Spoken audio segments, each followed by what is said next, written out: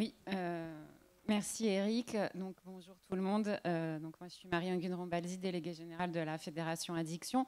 Et je vais vous parler aujourd'hui d'alcool et plus précisément de réduction des risques alcool.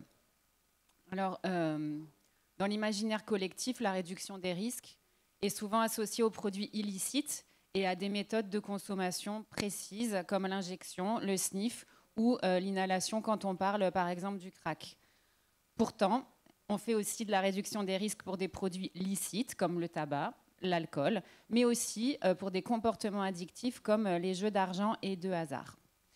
Concernant les produits illicites, on le sait, on en a parlé tout au long du colloque et on en parle régulièrement, la réduction des risques est souvent empêchée du fait des politiques répressives et de la stigmatisation que ces politiques répressives engendrent. Donc on pourrait se dire qu'avec l'alcool, ça devrait être plus simple. C'est une substance licite consommée par un très grand nombre de personnes dont les risques et les dommages qu'elle pourrait causer sont bien connus. Et pourtant, ce n'est pas si simple. Alors pour commencer, je vais vous donner 4 exemples. Donc 2 exemples personnels, et c'est là où les gens qui travaillent avec moi ont peur, et 2 exemples qui sont un peu plus impersonnels. Donc je commence par un exemple personnel. Donc on était pendant la crise du Covid. Et à l'époque, je travaillais pour une administration centrale de l'État français qui pilote toujours la politique d'accès au logement et à l'hébergement pour les personnes sans domicile fixe. Donc le Covid arrive, tout le monde se confine. Vous vous rappelez, il fallait réagir dans le speed.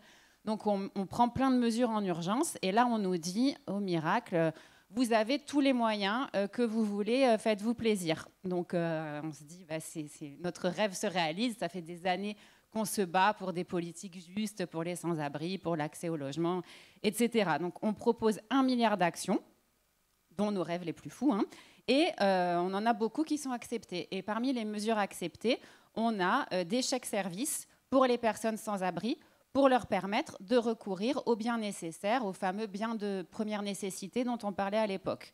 Donc on est super contents. En un week-end, on arrive à tout mettre en place avec mes collègues. Donc on était vraiment super contents. Donc jusqu'ici, tout allait bien. Mais le lundi matin, on apprend que les chèques-services qui seront distribués aux sans-abri auront une limitation.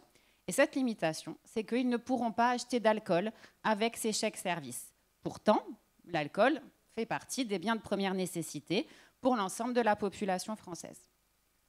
Exemple numéro 2. Donc c'est très personnel, hein, jusqu'au mois de juin dernier, j'habitais dans le quartier de la Gare du Nord à Paris. Et dans mon quartier, comme dans tout le nord-est parisien, il y a eu des décrets préfectoraux qui ont interdit la vente d'alcool après 17 heures dans les supermarchés. Donc on le savait, c'est une mesure qui ciblait les personnes très pauvres et les personnes sans abri qui s'alcoolisaient sur la voie publique. Donc perso, moi, j'achetais mon vin chez le caviste qui ferme à 21h. Donc j'étais vraiment pas touchée par cette mesure, même si elle me révoltait. Et donc un soir, j'organise un apéro improvisé avec des collègues chez moi. Certains ici y étaient. Et vers minuit, on manque d'alcool. Donc une de mes collègues, qui n'est pas là, mais qui est blonde, au look plutôt bourgeoise du 16e, mais néanmoins sympathique, descend à la supérette en bas acheter du champagne, parce qu'on est quand même... voilà. Hein. Et elle remonte avec plusieurs bouteilles. Et donc, je lui dis, mais alors, les arrêter. Elle me dit, non, mais figure-toi que j'ai demandé, et j'ai dit au vendeur de la supérette, mais c'est pas interdit, vous pouvez me vendre du champagne? Il a dit, à vous, oui. Donc, ces 2 exemples, hein, c'est pas une surprise, montrent que la stigmatisation touche aussi les substances licites, dont l'alcool, mais de manière différenciée selon qui les consomme. Exemple numéro 3, donc c'est plus impersonnel parce que je ne connais pas ces 2 personnes. Donc le président de la République française et son ancien ministre de l'Intérieur dont Gilles a parlé ce matin, farouche défenseur des politiques répressives sur les drogues et pourfendeur de la réduction des risques, convoient régulièrement condamner les salles de consommation à moindre risque, condamner les consommateurs, etc., font régulièrement l'apologie du vin et de la bière. On a des milliers de photos à l'appui. On a une célèbre vidéo du président qui boit de manière très virile une bière cul sec lors d'une compétition sportive. Exemple numéro 4, impersonnel aussi, mais qui nous a beaucoup touché à la Fédération Addiction. C'est quand une célèbre journaliste, Léa Salamé, réalise une interview du comédien Artus. Et elle lui dit « Mais comment vous faites pour arriver à être aussi performant, à avoir autant d'activités ?» Et il lui répond « En fait, j'ai arrêté l'alcool. » Et elle lui dit « Ah ben oui, du coup, vous êtes devenu chiant. » Donc, avec ces 4 exemples, on voit vraiment le statut ambivalent de l'alcool en France. C'est une drogue licite. Elle est valorisée quand ce sont certaines personnes qui la consomment, dans certains contextes et selon certaines modalités, la fameuse modération. Mais l'alcool est diabolisé quand il s'agit d'autres consommateurs, en l'occurrence les personnes sans abri qui consomment dans la rue et sont vues comme des poivreaux irresponsables qui détruisent leur santé et causent des nuisances sur la voie publique. Alors dans ce cas-là, avec cette ambivalence du produit, comment faire de la réduction des risques alcool ? Est-ce qu'on ne pourrait pas dire qu'on pourrait faire de la réduction des risques alcool comme on fait de la réduction des risques en général, en se dépatouillant, en bidouillant, en essayant de déconstruire les idées reçues, en travaillant avec les contraintes et les ambivalences. Parce qu'en fait, on a les mêmes enjeux, informer les populations, que l'on considère, nous, comme responsables de leur santé, leur donner des outils pour réduire les risques qui pourraient être associés à cette consommation. Donc, c'est bien ne pas diaboliser et ne pas banaliser non plus. Associer les personnes concernées dans un réel partenariat et une coopération, et toutes les personnes concernées en tenant compte d'une stigmatisation qui va plus peser sur certaines personnes que sur d'autres. Donc, je vais vous donner quelques exemples de réduction des risques alcool. La première, parce que c'est un sujet qui me tient à cœur et un secteur dans lequel j'ai travaillé de nombreuses années, donc je vais revenir sur les personnes sans abri. Donc la réduction des risques pour les personnes sans abri. Et le premier exemple que j'ai pris dans la crise Covid, donc à l'époque, l'administration où je travaillais, c'était la délégation interministérielle à l'hébergement et l'accès au logement, la DIAL, pour ceux qui connaissent. Et donc, on avait réussi à faire passer nos rêves les plus fous. Et un de nos combats, c'était de dire, mais en fait, nous qui avons la chance d'avoir un logement et un revenu, personne ne contrôle ce qu'on fait chez nous, ce qu'on boit pas, ce qu'on fume pas. Et c'est totalement injuste et inadmissible que dans un pays qui se targue d'universalisme, on ait une différence si profonde dans le traitement des populations. Et comment ça se fait que les personnes qui sont sans abri, dans la mesure où elles ont accès à un hébergement, souvent malheureusement collectif, eh bien, elles n'ont pas les mêmes droits que les autres parce qu'on considère que déjà, c'est une chance qu'elles aient un toit, faut qu'elles se conforment aux règles. Et ces règles, souvent, c'est ne pas consommer, alors tout produit, mais souvent, c'est l'alcool qui est cité. Donc, avec une de mes collègues qui s'appelle Pascal, on avait rêvé d'espaces avec des organisations plus souples donc pour ces personnes qui correspondraient vraiment à leurs besoins. Et si elles ont envie de consommer, elles consomment. Et si elles n'ont pas envie, elles ne consomment pas. Et donc là, il y avait plusieurs choses qui avaient été faites un peu de manière spontanée et qui venaient du terrain. Et en général, ce qui vient du terrain et ce qui est fait comme ça par les professionnels et les personnes concernées, ça marche mieux que des politiques hors sol décidées dans je ne sais pas quel bureau en haut, enfin peut-être le mien à l'époque, je ne sais pas. Donc on s'est appuyé sur ces exemples-là et on a lancé un projet pour les personnes en situation de grande marginalité. Donc, certains ont pu en développer et on s'est dit que ce qu'on voulait faire, c'était un réel chez soi, chez eux, où personne ne viendrait faire la morale et où on arrêterait de poser des interdits absurdes concernant un comportement qu'on présupposait. Ça ne veut pas dire qu'il n'y avait pas de règles, mais en tout cas, les règles, elles étaient discutées avec les personnes concernées et on considérait qu'elles étaient chez elles et que donc chez elles, elles consommaient ce qu'elles voulaient. Plusieurs projets ont vu le jour avec des modalités très différentes et bien évidemment, il y a une évaluation et les résultats ont été très positifs. Des personnes qui avant refusaient l'hébergement et ils refusaient l'hébergement à juste titre parce que l'hébergement ne correspondait pas à leurs attentes. Et bien maintenant, ils acceptaient cet hébergement-là et ils avaient un toit. Les nuisances, voire les violences, avaient diminué, et ça, Damien en parlera peut-être tout à l'heure dans le secteur général de l'hébergement et de l'accueil et de l'insertion, et dans les CHRS, dans les centres d'hébergement d'urgence. Quand on a l'alcool qui est interdit, les gens qui consomment, ils vont s'alcooliser massivement avant de rentrer, et c'est là qu'on aura des débordements. Et si on autorise l'alcool et qu'on l'accompagne, bien évidemment, de règles, mais les règles, elles concernent les comportements, et ces comportements, on le voit aussi chez des gens qui ne consomment pas, bien évidemment. Les gens violents sont violents sans alcool, hein. Ça, c'est important aussi de le rappeler. Donc la réduction des risques alcool, comme la réduction des risques, c'est quelque chose qui marche, mais qui nécessite de changer les modalités. Et il y a encore du boulot, hein. Les arrêtés préfectoraux, ils sont toujours en cours.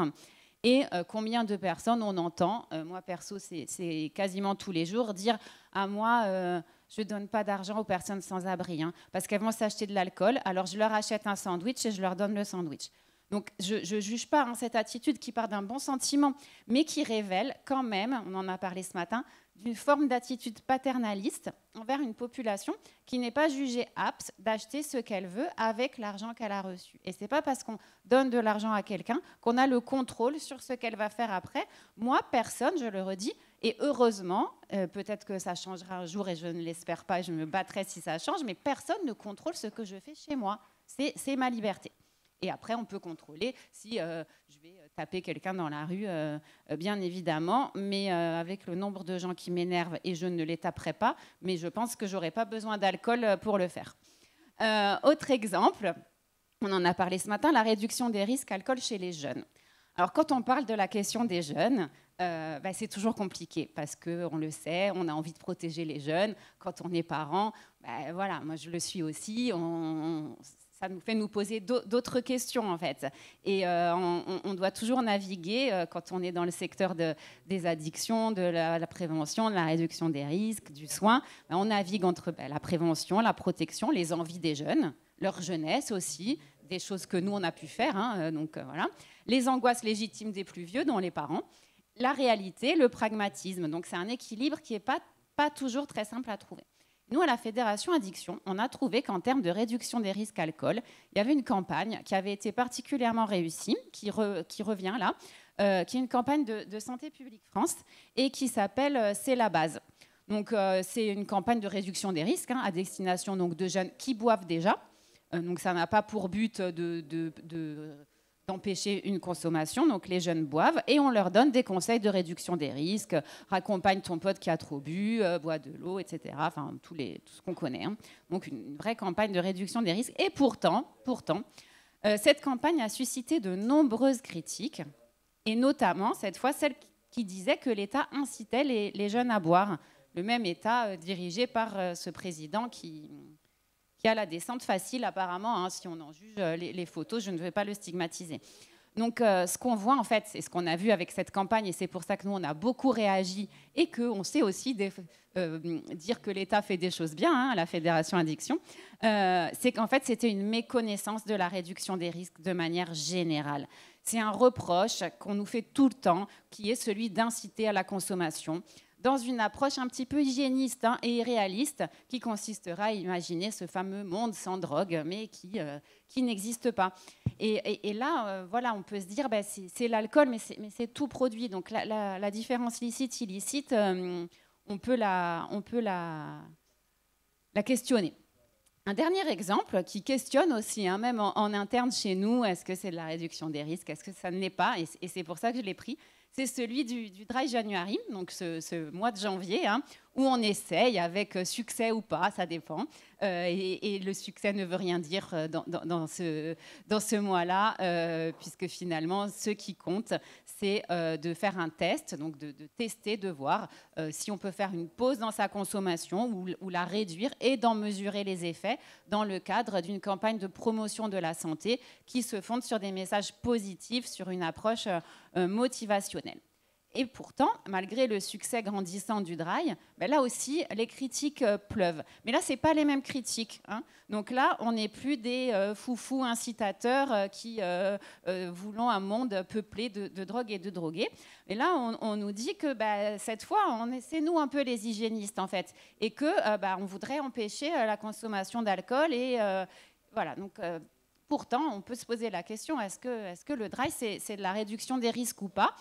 Nous, on pense plutôt que oui, mais voilà, je sais que c'est quand même souvent l'objet de discussion. Et je serais curieuse et ravie d'entendre ce que vous pensez de tout ça. Donc, on a également un dernier exemple, la consommation d'alcool dans nos structures, hein, les XAPA et les CARUD, qui pourraient, vu de l'extérieur, paraître évident, mais qui ne l'est pas. Et donc, dans certaines structures, on peut boire à l'intérieur du CARUD, on peut boire à l'intérieur du XAPA. Voilà, c'est toléré, il y a des règles qui peuvent varier, hein, d'une structure à l'autre qui sont mises en place. Bien évidemment, comme tout changement, cela s'accompagne de formation. Nous, on a un partenariat avec une association d'autosupport qui s'appelle Modus Vivendi et qui nous aide pour former, pour acculturer. Et, voilà. Et des exemples, on en a plein, je ne pouvais pas tous les prendre, mais on a aussi de la réduction des risques alcool, comme de la réduction des risques sur tout produit dans le soin résidentiel. Donc voilà, c'est des choses qui peuvent se faire. En conclusion, pour ne pas être trop longue, ce que je voulais dire, en fait, c'est que la réduction des risques alcool, comme toute la réduction des risques dans son ensemble, se confronte aux idées reçues et à la stigmatisation qui pèse sur tous les consommateurs de drogue, quels qu'ils soient. Dans le parcours du consommateur ou de la consommatrice, il y a plein de moments de stigmatisation qu'on va vivre. Alors parfois, on consomme trop, on est ingérable, surtout quand on est une femme, hein. Si on est un peu bourré en soirée, on va nous regarder un peu différemment que si on est un homme. Et où des fois, on ne consomme pas ou on ne consomme plus. Et là, du coup, on est un peu chiant, quoi. Putain, elle est moins rigolote, Marie, ce soir. Elle va se coucher tôt avec son bouquin. C'était plus sympa quand elle dansait sur les tables. Ouais, mais quand même, c'était pas très professionnel de danser sur les tables. Et là, on dit, laissez-moi vivre un petit peu. Les acteurs de la réduction des risques, eh bien, on est toujours un peu, il y a toujours une suspicion quand même, hein. Qu'est-ce qu'on veut faire, pourquoi, comment. En fait, c'est une approche pragmatique qui se base, on le sait tous, sur le savoir expérientiel des personnes concernées, sur le savoir expérientiel des professionnels, et qui va à l'encontre d'une vision binaire des drogues et des addictions. C'est soit l'abstinence, soit l'incitation et l'absence totale de règles. Et c'est ça, cette vision binaire. Et nous, ce n'est pas ça qu'on fait. Et c'est peut-être aussi pour ça qu'on n'est pas compris, parce qu'en fait, on ne rentre pas dans ces cases et dans ces schémas où c'est bien, c'est mal, c'est comme ci, c'est comme ça. Non, nous, on est au milieu, puis des fois à gauche, des fois à droite, on navigue. La réduction des risques alcool, au sens où elle permet de diminuer les risques liés à la consommation d'un produit au potentiel dangereux, hein, ça, on le sait. C'est important de le rappeler, c'est utile aux consommateurs et ça améliore leur santé. La réduction des risques alcool permet aussi de se détacher des faux-semblants et de mener donc, des actions qui fonctionnent et qui ont prouvé leur efficacité. Alcool, tabac, héroïne, cocaïne, MDMA, pilules du chemsex ou autre, la liste est longue et la réduction des risques s'applique à tous les produits et à tous les comportements. Et elle doit être intégrée dans toutes les politiques publiques liées aux drogues et aux addictions. Et ça, c'est vraiment très important. C'est un plaidoyer qu'on fait et qu'on doit faire. On continue auprès des décideurs. C'est qu'en fait, il faut arrêter cette distinction entre produits licites et illicites. Et on l'a dit hier, je crois que c'est Jean-Sébastien, tu l'as dit, que le statut des drogues n'est pas lié à leur potentielle dangerosité. Il est lié à une construction sociale qui, dès l'origine, avait la volonté de stigmatiser des populations, et des populations dans un monde colonial de l'époque qui étaient bien évidemment les populations dominées par rapport au monde blanc dominant.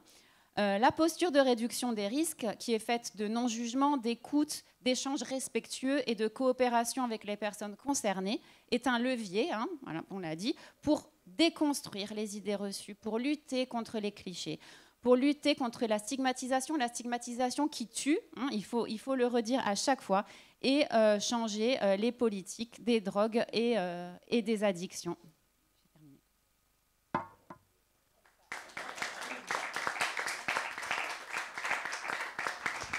Merci Marie. C'est un sujet central, hein, donc moi je retiens de ce que tu dis des choses qu'il faut absolument rappeler. D'une part, la liberté de choix, la capacité d'agir de chacun. Je pense qu'il ne faut pas oublier qu'il y a des libertés individuelles, il faut pouvoir les respecter. C'est fondamental, hein, c'est sur ce socle de valeurs que la solidarité et le vivre ensemble peut se perpétuer. Ce n'est pas sur la confrontation des bons et des mauvais, cette vision binaire de ce qui est bien et de ce qui est mal. Il faudrait sortir de ce schéma-là. C'est vraiment important. Et puis, le deuxième constat qui me vient à l'idée, c'est plus une question qu'autre chose, c'est qu'en réduction des risques, lorsqu'on parle de drogue illicite, je ne sais pas moi, l'héroïne, il y a des traitements de substitution, la méthadone, la buprenorphine. Pour le tabac, il y a des traitements de substitution nicotinique. Très bien. En réduction des risques, l'outil de réduction des risques, c'est quoi? Réduction des risques alcool, l'outil, c'est l'alcool. Il n'y a pas d'autre outil que l'alcool. Donc c'est comment on arrive dans cet accompagnement à faire en sorte que les gens consomment et améliorent leur qualité de vie. C'est ça le but de la réduction des risques, c'est d'améliorer la qualité de vie. Mais on ne peut pas les priver d'alcool. C'est contre-productif et souvent ils vont compenser par autre chose. Et il n'y a pas d'outils, il n'y a pas de médicaments. Oui, il y a quelques traitements éventuellement qui ont des effets secondaires qui aujourd'hui sont quand même assez puissants et assez redoutables. Et les gens ne sont pas prêts à abandonner le plaisir malgré tout, ou en tout cas ce qu'ils retrouvent dans la consommation d'alcool, pour s'adonner à un traitement médicamenteux qui va les emprisonner une bonne partie de leur vie, avec des effets secondaires qui sont extrêmement délétères, notamment d'un point de vue psychique, voire physique, voire sur la libido. Donc, priver les gens de quelque chose pour les priver d'une liberté qui est plus importante, c'est toujours contre-productif. Et c'est vrai que l'outil de travail, c'est l'alcool en lui-même. Donc, c'est licite, donc c'est légal. Comment on travaille avec les personnes qui sont consommatrices de façon à ce que ça puisse se passer dans le meilleur des mondes. Et on voit que dans un tas de sociétés, les consommations d'alcool ne sont pas stigmatisées comme elles le sont dans nos sociétés à nous. Et qu'elles procurent même un certain lien entre les populations, sans pour autant que ça donne lieu à des débordements ou à des débats qui sont bien souvent trop stériles, trop contre-productifs, parce que ne proposant aucune solution. Si la seule alternative, c'est de dire on interdit ou il ne peut pas y avoir, on sait qu'il y aura toujours. Donc c'est comment apprendre à vivre avec le produit. Qui est là? La parole à ceux qui le souhaitent.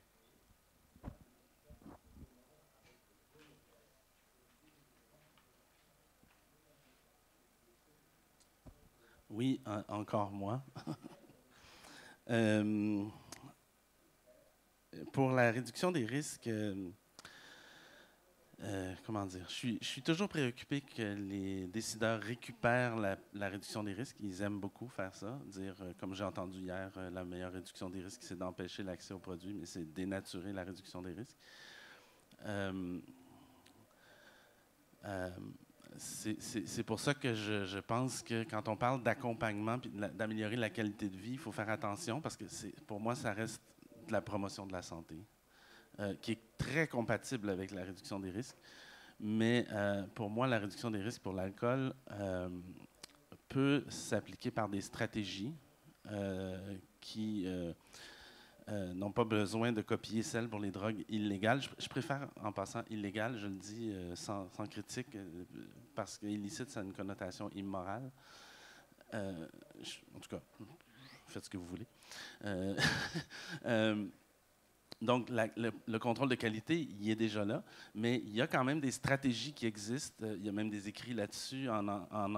Aux États-Unis, ils ont même changé le mot parce que c'est trop péjoratif de parler de harm reduction. Donc, ils parlent de behavioral protective strategies, donc des stratégies comportementales de protection.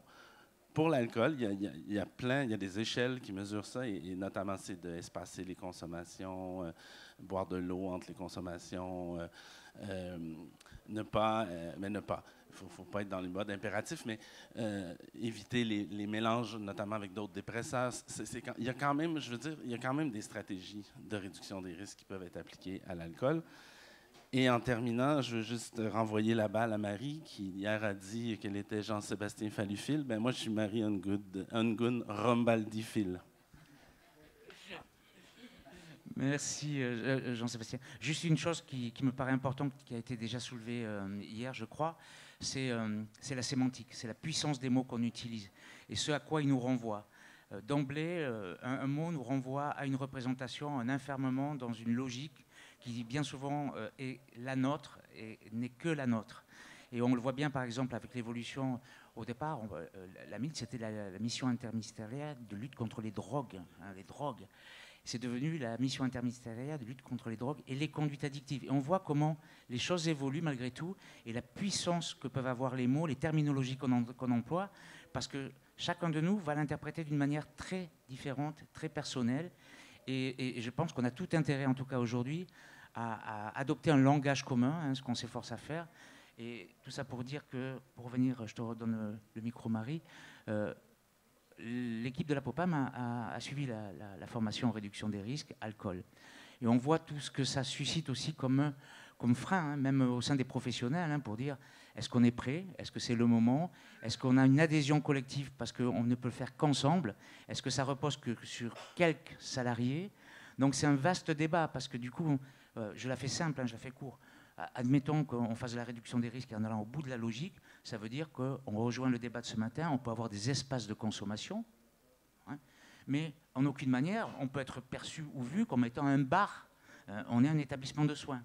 Donc il y a tout ce travail de déconstruction un petit peu des représentations et ce travail à faire avec les différentes communautés pour expliquer en quoi consiste la réduction des risques, tel que ça a été fait ce matin, en s'appuyant sur des fondements qui sont juridiques.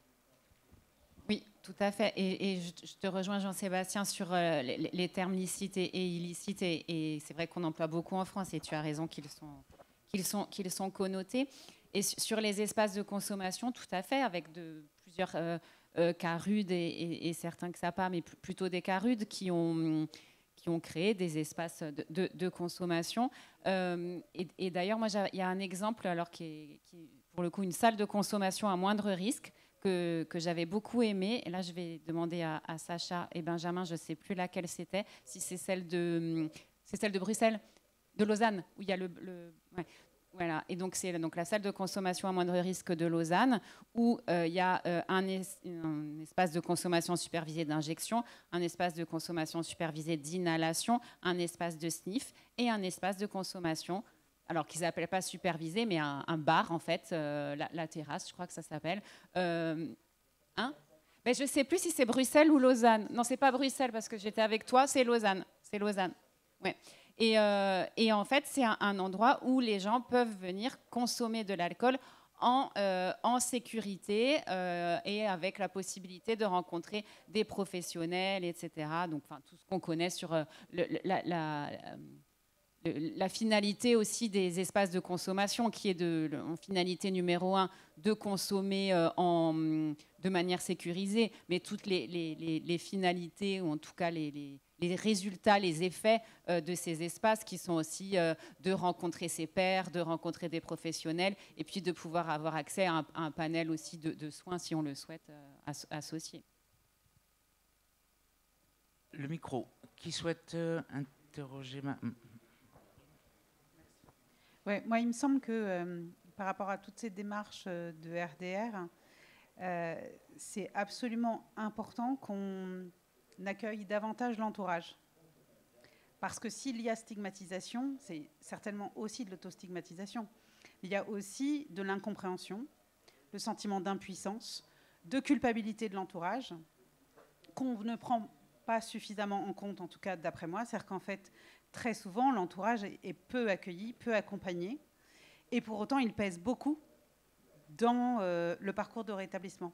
Donc, je serais assez... et à Opélia, on s'engage là-dedans, et je pense que c'est extrêmement important, effectivement, qu'on développe beaucoup plus d'actions individuelles, collectives, qu'on accompagne l'entourage qui se sent impuissant, coupable, responsable, et qui ne comprend pas. Et je pense que effectivement, le travail avec les usagers, c'est essentiel, mais on oublie les déterminants sociaux, finalement. Tu as raison. Et l'entourage, sans oublier les enfants aussi. Ouais. Les enfants de parents.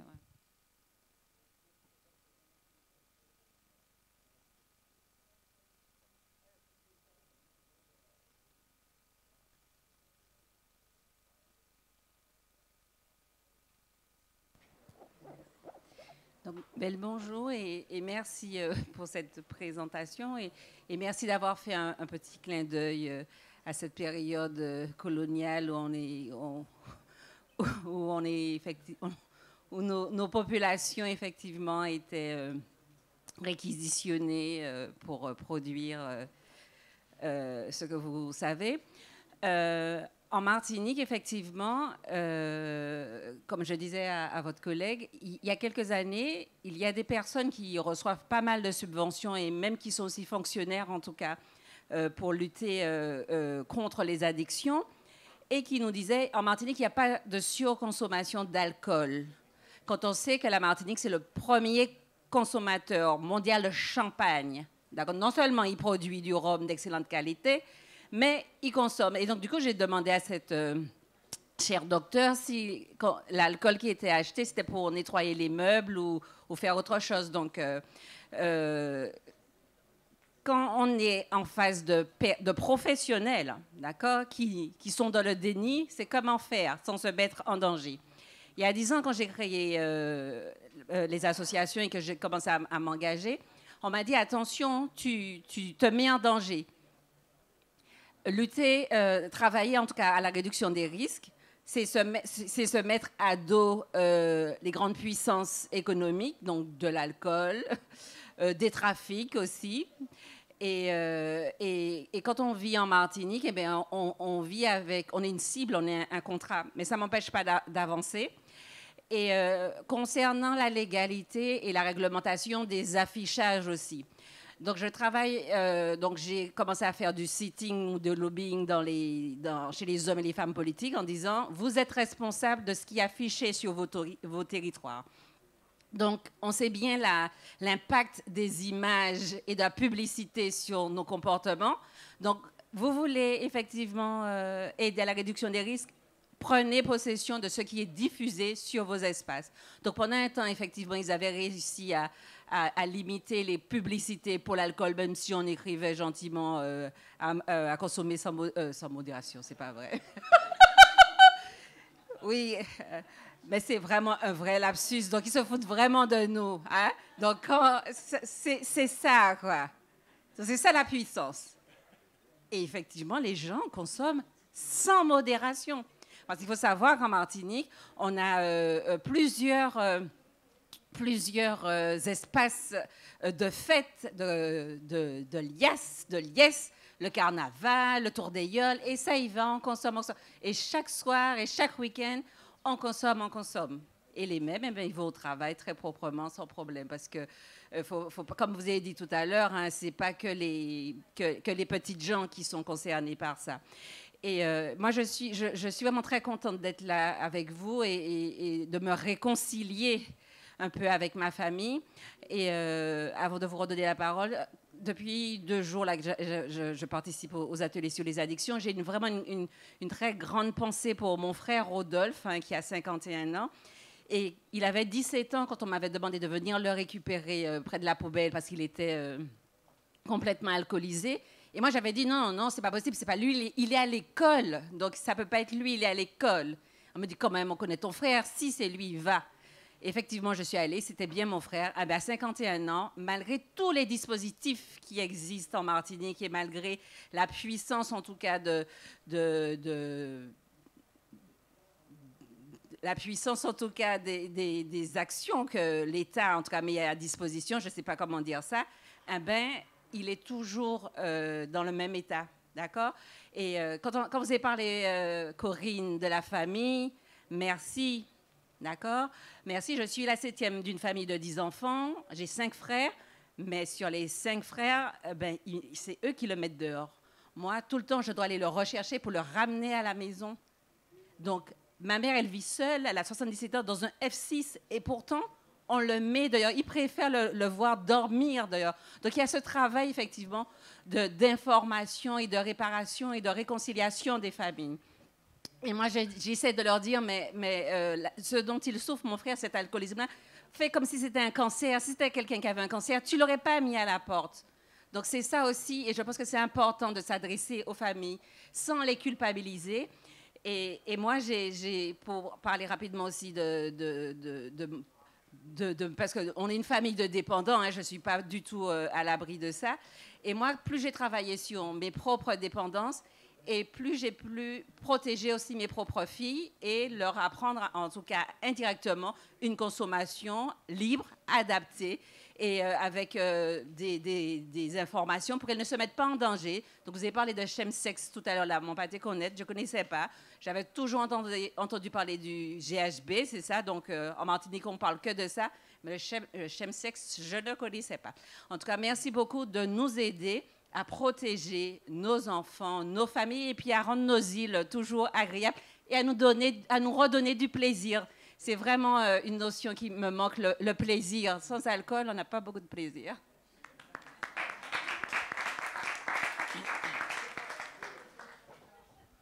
Petite réaction rapide. La question du plaisir est extrêmement importante et on l'oublie en santé publique. La santé, elle est globale, elle est non seulement physique, psychique, sociale aussi, et le plaisir fait partie de la santé. Malheureusement, on l'ignore souvent. Je veux juste rappeler que la question des comportements de consommation, je ne suis pas psy clinicien comme Naïra, mais j'ai une formation en psycho. On considère en psychologie que les comportements de consommation sont parmi les plus difficiles à modifier. Donc, je dirais qu'au-delà de la puissance des actions de l'État, il faut surtout mieux intervenir et surtout viser le mieux-être et l'amélioration de la qualité de vie. Et c'est comme ça que ça va avancer, mais il ne faut pas non plus attendre que tout se règle par des campagnes parfois qui ne sont pas du tout efficaces, mais qui visent à garnir un bilan politique pour dire on a fait quelque chose.